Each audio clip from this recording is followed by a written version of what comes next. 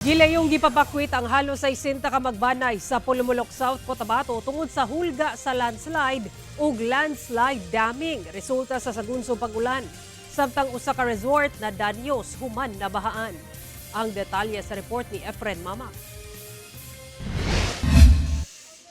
Temporaryong mibakwit kini mga magbanay sa gymnasium sa Barangay Maligo, Pulumulok South, Cotabato sukad pa niadtong Sabado sa gabii.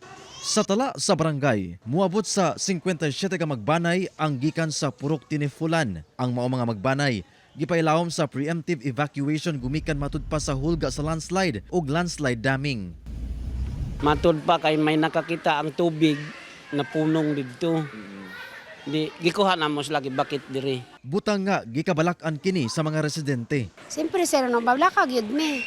Ay kami gatrabaho pod mi sa mga gobyerno, tapos nagabalaka pod mi sa among mga anak kay siyempre sila ang mabilin sa panimalay namon. Sumala pa ang mga nahitabong landslide sa lugar. Epekto sab sa nahitabong magnitude 7.8 nga linog nga mitayog sa Maasim, Sarangani niadtong June 8. Paglinog na uyog, pag kusog, pag puli sa ulan nga kusog nga ulan, dito na grabing landslide. Hinoon adlang Lunes nagpahigayon na og clearing operation ang LGU. Nasutasab nga mihubas na ang napundong tubig sa bukid.